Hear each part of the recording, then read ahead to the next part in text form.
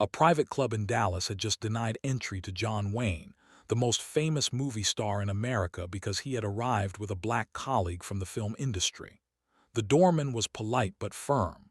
The club did not permit mixed company. John Wayne could have argued. He could have used his fame to force his way in. He could have created a scene that would have made headlines across the country. Instead, he did something that no one expected. What happened over the next 3 hours would change the lives of everyone in that club, destroy a decades-old institution, and become one of the most legendary untold stories in Hollywood history. The Petroleum Club of Dallas occupied the top 2 floors of the Mercantile Bank building.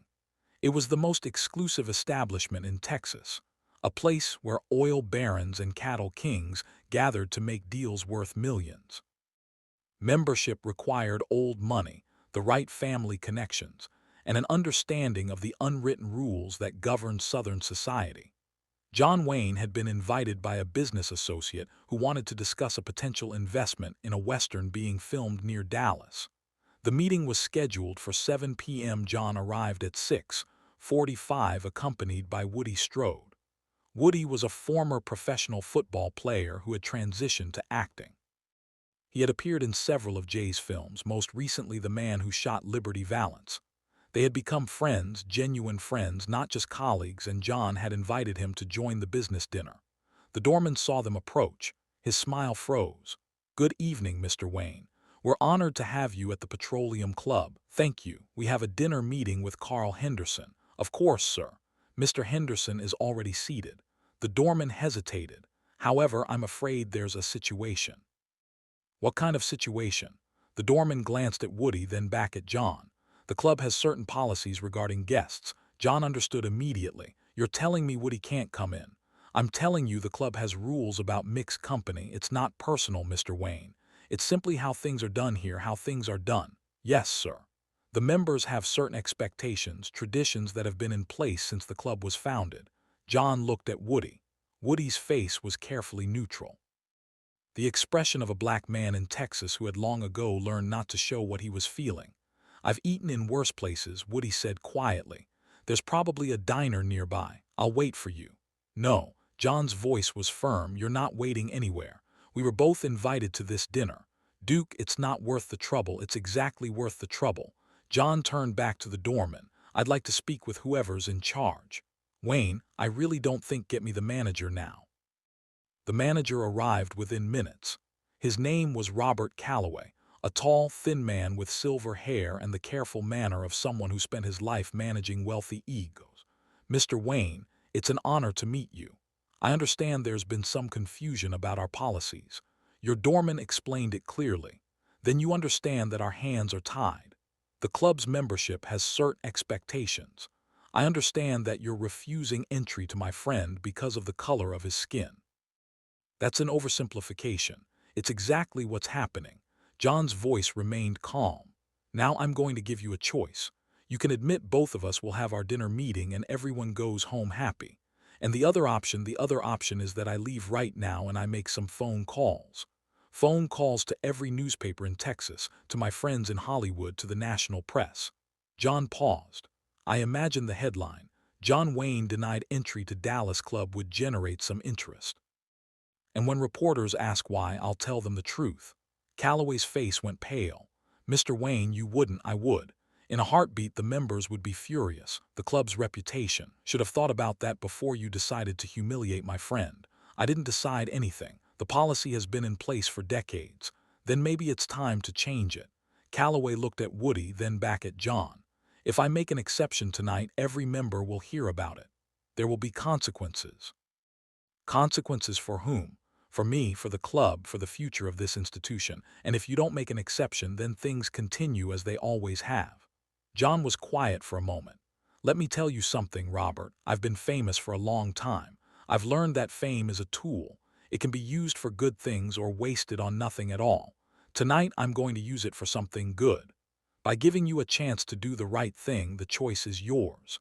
Calloway excused himself. He was gone for 15 minutes.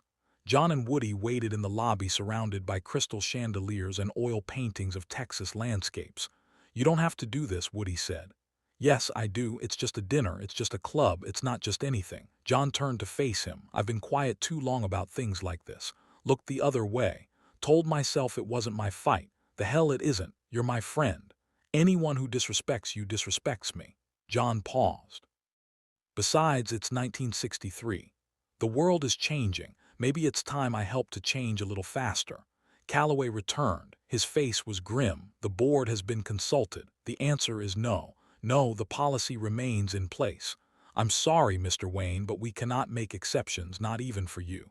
Then I hope you're ready for what comes next. What comes next? Something better than arguing. John Wayne didn't leave the building. Instead, he walked across the lobby to the elevator and pressed the button for the ground floor. "Where are you going?" Calloway asked. "There's a restaurant on the first floor, open to the public. I've eaten there before. Good steaks. You're going to eat downstairs in the public restaurant, and I'm going to invite everyone I know to join me."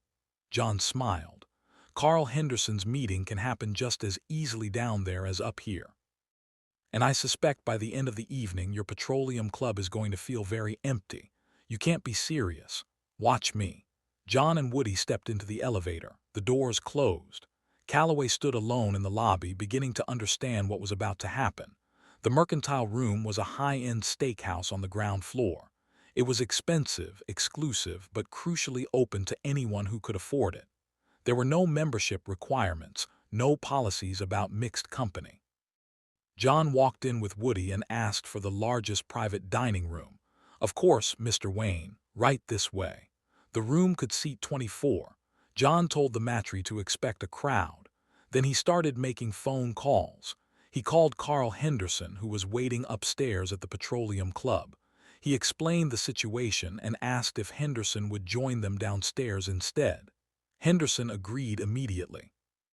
"I had no idea they would do that. Duke, I'm mortified." "Don't be. Just come down and bring anyone else who was supposed to attend." John made more calls. Friends in Dallas, business associates, people he had worked with over the years who happened to be in town, come to the Mercantile Room, were having a dinner party. Word spread. Within an hour, the private dining room was full. Within 2 hours, they had taken over half the restaurant. Upstairs, the Petroleum Club was experiencing something unprecedented. Members who had planned to dine at the club learned what was happening downstairs. They learned that John Wayne had been turned away because of his black companion. They learned that he was now hosting an impromptu dinner party in the public restaurant below. Some of them made a choice. "I'm not comfortable with this."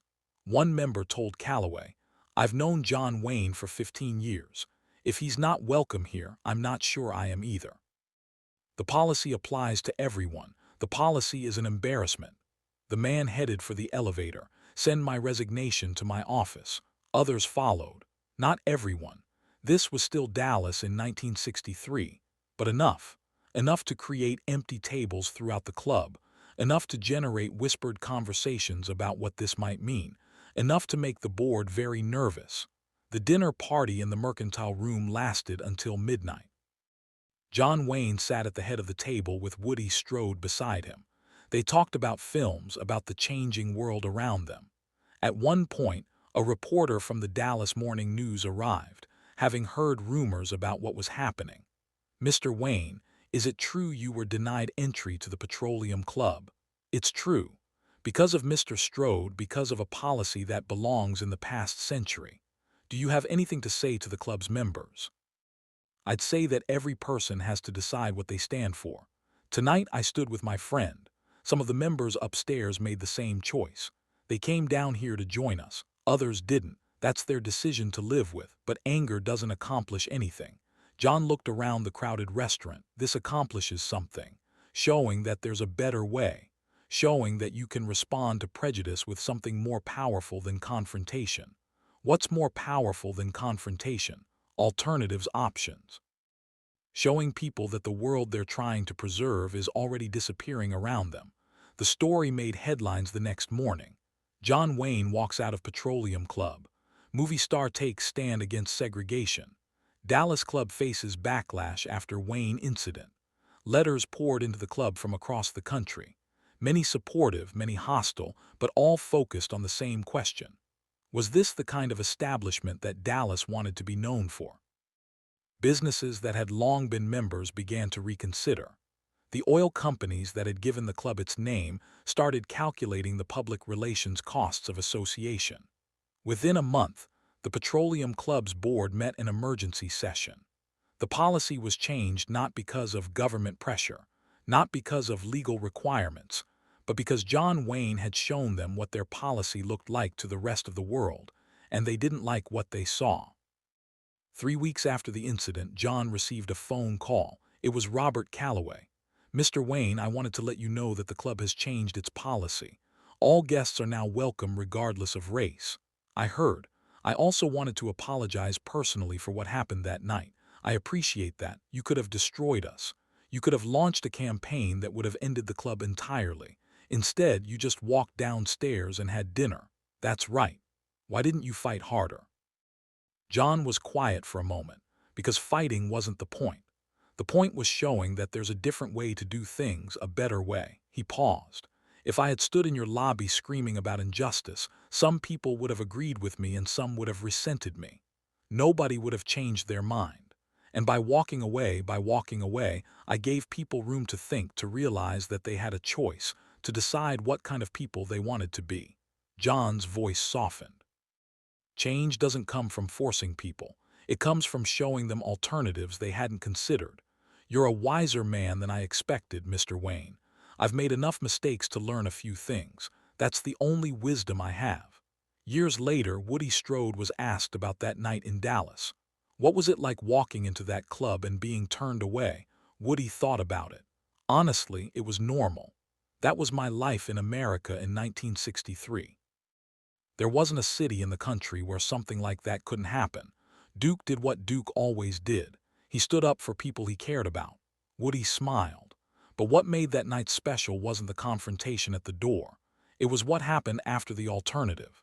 Duke could have made a scene, could have shouted and threatened and made everyone feel bad. Instead, he just created something better. He showed them that their little club didn't matter as much as they thought it did. That the world was bigger than their policies. Did it change how you saw him? It changed how I saw what was possible. I had spent my whole life fighting against walls, pushing, climbing, trying to break through. Duke showed me that sometimes you can just walk around them, find another door, build your own house. That's what he taught me. Not through lectures, through action. The Petroleum Club of Dallas still exists today. It's a different institution now. Integrated, modern, stripped of the policies that once defined it. Few of its current members know about the night in 1963 when John Wayne was asked to leave, but the story lives on in other ways. It's told in film schools as an example of how to use celebrity for good without being preachy or confrontational. It's referenced in civil rights discussions as a reminder that change can come from unexpected quarters. It's shared among actors and directors as a model of how to handle injustice with grace. John Wayne himself rarely talked about it. When asked, he would shrug and change the subject. "It was just a dinner," he would say. "I was hungry. Woody was hungry. We found a place to eat." But everyone who was there that night knew it was more than that. They knew they had witnessed something remarkable. Not a protest, not a boycott, not a demand for change. Just a man who refused to accept an insult to his friend, and who responded by doing something better than arguing. John Wayne didn't argue when they asked him to leave. He didn't shout. He didn't threaten. He didn't create the kind of scene that would have made headlines, but changed nothing. Instead, he walked downstairs and created an alternative. He showed the members of the Petroleum Club that their exclusive institution could be bypassed entirely. That their policies meant nothing if people simply chose to go somewhere else. That power comes not from forcing others to accept you, but from building something better that makes their acceptance irrelevant. That was the lesson of that night in Dallas. Not the power of protest, the power of alternatives, not the strength of confrontation, the strength of creation. John Wayne could have won the argument and lost the war. He could have forced his way into that club and spent the evening surrounded by resentful bigots. Instead, he left. And in leaving, he accomplished more than any argument could have achieved. He showed that the world was changing, not because people were being forced to change, but because they were being shown better options. That was his genius. That was his legacy. And that was the something better he did instead.